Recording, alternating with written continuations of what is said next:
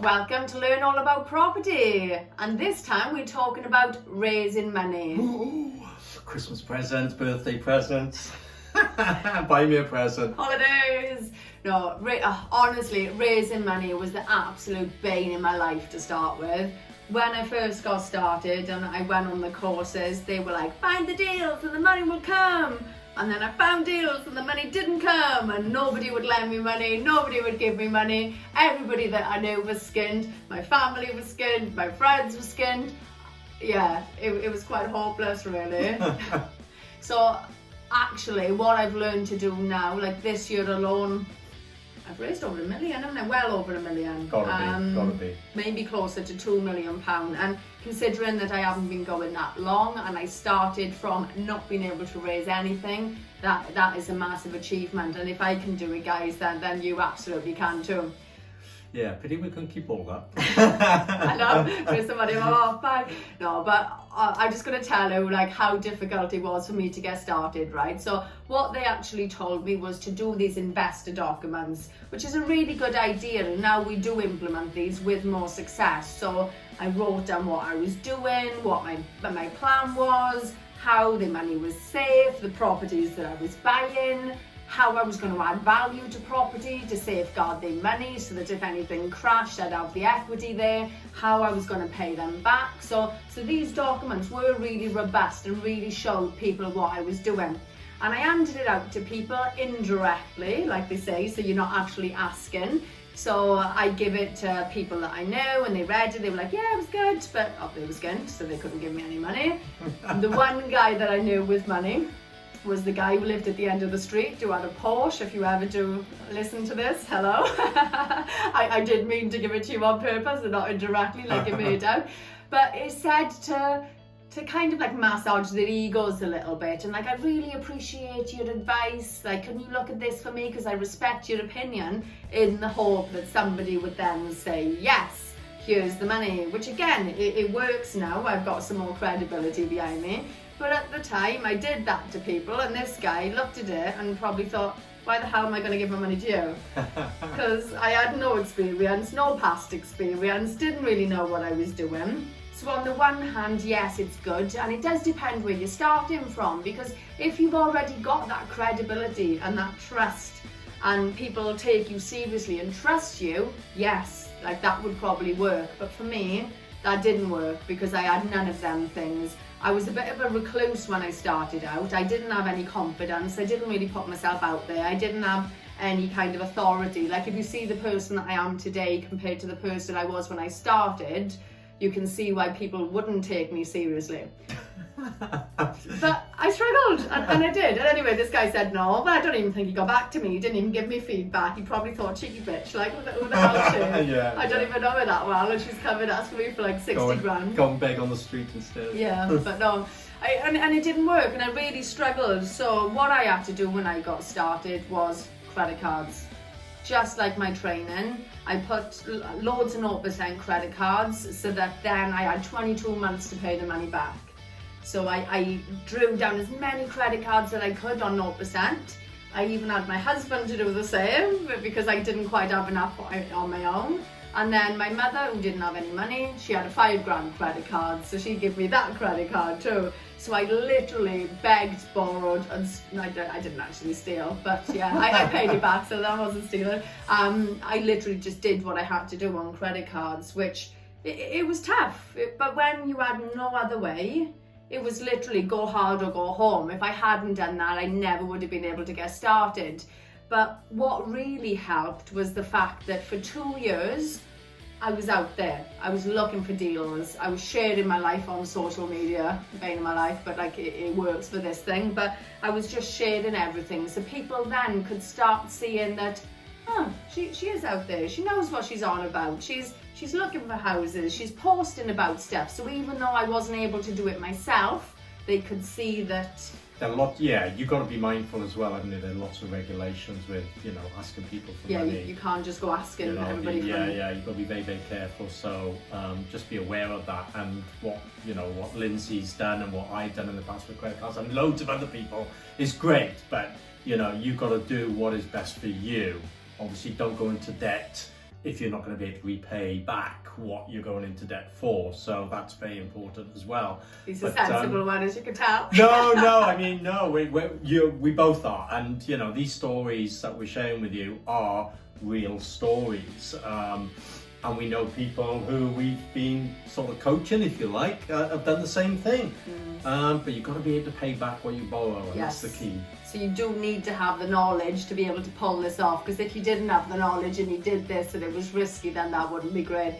But like Roy was alluding to, then you've got to check if you are going out there like asking for money. There's FCA guidelines that you need to follow, so you're not allowed to big up what you're paying people or big up any interest rates. It should be like people that you know on loan agreements rather than general public, because otherwise you get into hot water. But please check the FCA regulations for that stuff. So this is purely what I did to get started. I think with what Lindsay's sharing with you now, it was about her being honest, her integrity, and like she said, showing on social media what she was doing in her life with property, and that gave her integrity and, you know, attracted people to her to then be able to maybe invest with her. So that's what it's all about as well. But it did take 2 years of going out, not getting anywhere, not getting any deals, and most people would have given up.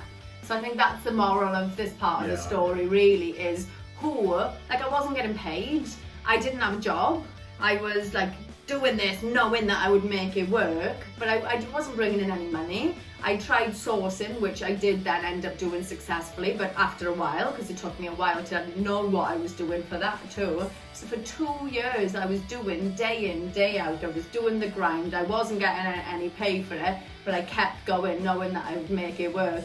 So I ended up anyway getting all this money on credit cards to buy my first deal.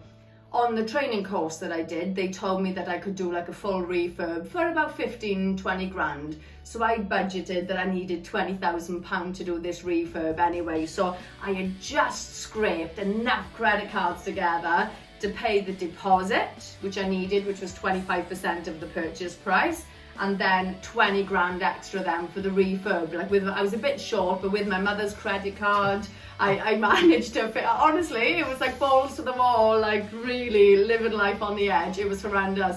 So I bought this house on these credit cards, run out of money, because actually the refurb ended up costing me 30 odd instead of 20, and oh my goodness, it was horrendous. My card got declined in Lidl for beans on toast, because like I was literally, all the money that was coming in was going back out to try and fund this house. I phoned my mother crying, oh, I haven't got no money for food. And she had to come down with a £5, bless her, so that I could get bread and beans for my kids. So the moral of this part of the story is, if you are going to raise money on credit cards, make sure you've got more than what you need, so that you've got contingencies in place, but also so that you've got extra on your credit cards then to make the payments. Because the payments, the mortgage payments, the insurance payments, when I wasn't working and I had all this to pay, we only had one wage coming in, we had all these payments and we had a shortfall. Oh my God, we were skint, we were stressed. It was terrible. So please make sure that you've got more than enough on credit cards to cover this. I don't regret it though, because I know if I had waited for me to have enough money, I never would have got started, because that is literally all the money in the world that I could have got my hands on. And I'm of the mindset that if I believe I can make it work, I can make it work. So anyway, it was like the worst few months of my life trying to get this bloody house finished. And I was £4,000 short at the end. 4,000. That's a lot of money still, isn't it? It is. And I, like when you had no money coming in, I was like, oh my God. So this is when I was giving out these loan agreements and that, trying to like get, you know, not loan agreements, sorry, giving out my proposals to see if I could just find this last £4,000. And the only guy that would give it to me was a guy that I'd met in networking, who had joined, there's a similar scheme going around at the moment, but he joined some like Bitcoin network marketing scheme that was gonna make him rich, so he'd give me the money to put in there and the money that I needed as long as I like joined his team, and we were gonna be like Bitcoin millionaires, similar, I'm not gonna mention the names, but similar to something that's really similar to something that's going around at the minute, which I would personally avoid at all costs. Good Samaritan then. Yeah, but yeah, I know, how bad's that? It's like, yeah, I don't really like people like that anymore, because it's like, people are only interested in helping if it's something in it for them too, and that doesn't sit well with me, because I'm the kind of person that will help just because I'm a nice person rather than that. But anyway, I was grateful. My stomach screamed like, no, this is a really bad idea. But if I didn't have this £4,000, I couldn't get the house finished, which meant I couldn't rent it out, which meant I still had all these payments to make every month, which then meant I couldn't do anything, and I was stuck making these payments. And you couldn't sell it. And I couldn't sell it because it wasn't finished. So my back was really up against the wall. So I agreed anyway. He gave me the £4,000 that I needed to finish it off. He gave me this £1,000 that I put in like the scheme. I got the house finished. I did want to sell it, but because I couldn't wait for it to be on the market because these payments were crippling me, I rented it out. And instantly the pressure was relieved. I got it refinanced then, and because of the work that we'd done, it was worth more money. That meant then when the valuer came out to put a mortgage on the property, he valued it at more. I got all my credit cards back. I got this guy's bloody £4,000 back. I got this extra £1,000 back for him. Most expensive money that I've ever borrowed, by the way, but I didn't care because it got me all my money back. I paid him back, and that scheme went bust. So I lost that bloody £1,000 as well. And I'd given him interest on the £4,000, right? So the only person in the world willing to give me money in the beginning was the guy who wanted me to join a dodgy Bitcoin scheme. Nobody else in the world would give me money. So why am I telling you all this? Because again, if you were thinking nobody in the world will give me any money, I don't know how to raise money for deals, I was that person. But anyway, it was the most expensive money. It was an expensive lesson. If I had my time over again, I'd still do it because I had no other option at the time. But it was a hard lesson, and from that I really learned that you need to know your refurb costs properly, because it was that not knowing them, because I'd been told that I could do the refurb on this price. That's what totally screwed me. And if like a lot of people would have walked away after that because it was so stressful. Yeah. But I was like, right, I've learned from that. I know not to do it again. I know to give myself like a 30-odd grand budget going forward. Not 20. And you're not divorced, your husband's still with you. Still with me, some shape or form. Joking. But no, it worked. And then actually we went on then and used the money from that to go again. I think the interesting thing I picked up when you were just explaining, telling our story is you were going to sell it, but in the end you rented it, having two exit strategies, which is something we'll talk about again. It's important, isn't it? Now, I bought my first property for £3,500 on a credit card. And after I bought it, against everybody's advice in the family, I realised I had no money to do it up. So obviously interest was incurring on my credit card, but luckily for me, I decided after 6 months to sell that property, and I sold it for double what I paid for it. So that exit strategy of just flipping it without doing anything worked for me. But it goes to show, there are things you can do with a credit card. Amazing, isn't it? 0%, and it's like free money really for 2 years, and as long as you know what you're doing, your costs are right, you don't screw yourself over like I did. But again, this is why we teach the refurb side as well as the property buying side, because that's just as important, if not more important, because that's the bit, isn't it, really, that everybody loses money on. And that's why we were passionate about teaching that too, because everybody that I know that has lost money, it's not because they didn't know how to buy a house, it's because they were paying the wrong prices for the house and not working out their figures properly. So this is why we wanted to teach you that. So credit cards, so that's one way, 0% for 2 years, make sure you've got the exits. Make sure then you actually pay them back when you refinance, because that goes and helps your credit score, and then you've got the money then to use again. And I just keep recycling now the 0%. Well, I used to, I don't anymore because I don't use any of my own money, which is amazing, and we'll teach you that in future. But the thing that I did then, so on my second deal, I'd learned from the first deal that I didn't have enough money. And that guy that I told you about who couldn't get a mortgage because he'd spent 20 grand on courses, he was struggling to get started as well because he didn't have all the cash either, and he couldn't get mortgages because of the debt. So we actually teamed up and we put half the money in each. So I had like just over 20 odd grand on credit cards, he had 20 grand cash. We put it together. That was enough then to actually buy a house, do it up to a nicer standard. We leveraged, so we bought it on a bridging loan and not fully cash. And bridging loans, yeah, they are higher interest, but they're quick money, and as long as you know that you can pull it off within the time period. Time is money, isn't it? Yeah, I quite like using them because they're quick and they're easy, really. They're not the cheapest, but as long as you factor that into your deals, it's absolutely fine. But we knew that we didn't have enough money to buy cash, so we had to borrow money, which is why we then went down the bridging loan route. But if you are using bridging, yes, interest rates are a bit higher. If you go over your term, say for instance 12 months, you will get penalised. Yeah. So it's really important that you know roughly how long it's going to take you, and then you can plan for that and make sure that you pay it back before that time. But apart from that, really, I haven't got a bad word to say about them, because by the time you end up getting a mortgage and paying all your fees, your broker's fees, if you pay them back soon because you're not supposed to get a mortgage short term, you have redemption penalties. I'd happily get a bridge all day long. Yeah, we do all the time, don't we? Yeah, so that's one of the main ways that I purchase now, is using a bridge. So we used a bridging loan for the 75%. Our money paid for the 25%, because when you buy in an investment property, they'll only actually lend you like 75% of the value and not say 90% if you're actually buying your own house to live in. So we used the money for the deposit and we used the money for the refurb, and together we managed to pull it off.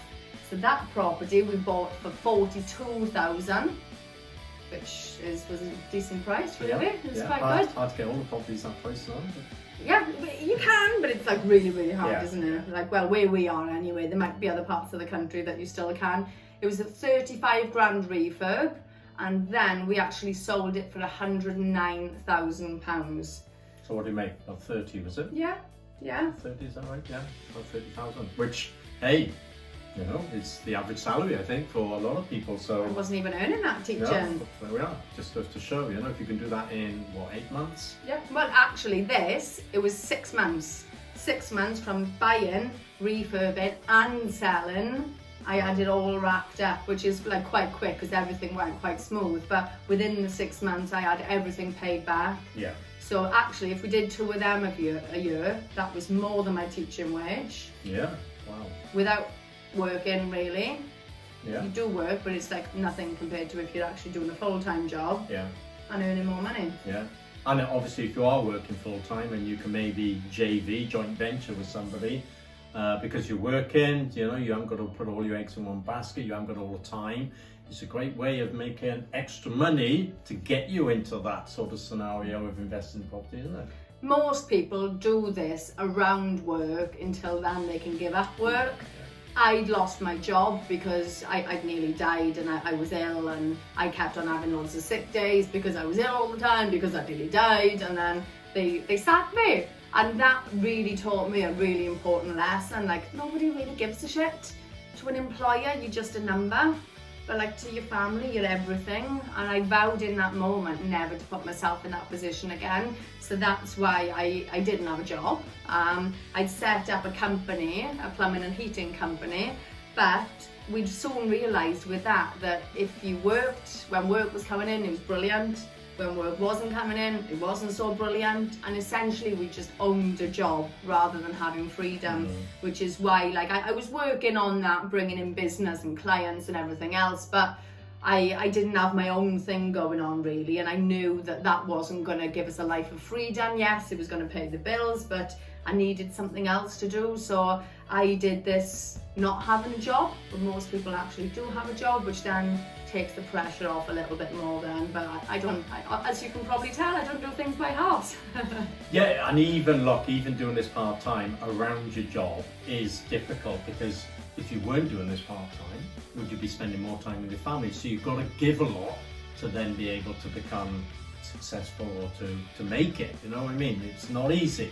Yeah, and in first few years, it's like anything. You can't expect to be a success overnight. Investing in property isn't a get rich quick, it's a get rich over time. And for the first few years, you might find that you're putting in way more effort than what you're getting rewarded for. But I promise you, when it clicks, it will just start compounding like it has for us now. But yeah, in the beginning, it was a bit of a struggle. Yeah. So I used credit cards. I partnered up with somebody else who didn't quite have enough money, and I did that. We used bridging loans to actually bridge the gap of needing the extra cash.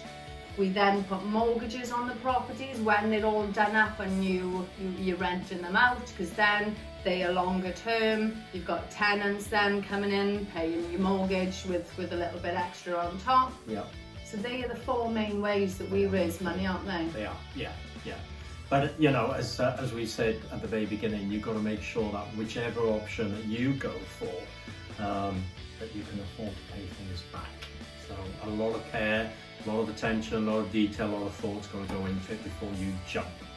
Yeah, learn to walk before you can run, as they say. I wouldn't recommend doing what I did because it was stressful and it was horrendous, but I just had that rock solid mindset that I knew I could make it work. So. And being able to talk to people like us, this is why, you know, we created Learn All About Properties, to enable people like you to be able to talk to us and, you know, put your ideas to us or your thoughts, share your thoughts with us, and we can give you advice whether it's a good thing, a bad thing, or a maybe, you know, so. Lots of people ask if they should quit their jobs to really throw themselves into this. I would say no. Because like I said, I didn't have a job and it was bloody stressful and it was hard work, and it did make getting mortgages a little bit more tricky when you haven't got a job and that income coming in.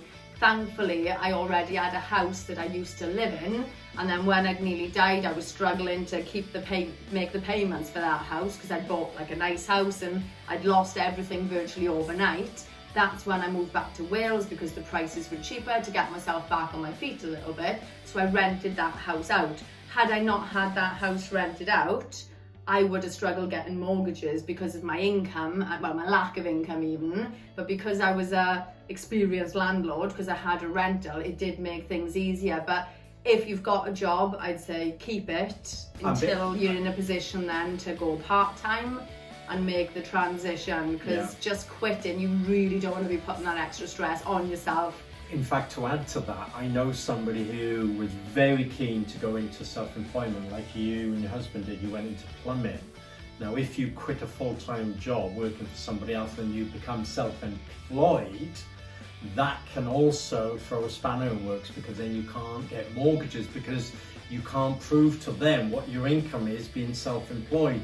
So you need to be self-employed for a minimum of 1 year, maybe 2 years or even 3, before some mortgage companies will even consider lending you money because you're self-employed.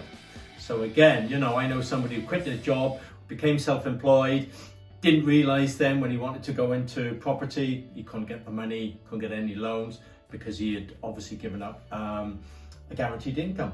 So be mindful of that as well. But as a mortgage broker, you need to speak to about this, not us really. No, not us. We're not. We're not qualified to give that information. We have professionals that we work with that help us on this kind of thing. So speak to a mortgage broker if you are thinking about doing anything like that. But I'd say for the stress of it, just do what you can first and then take the gradual steps.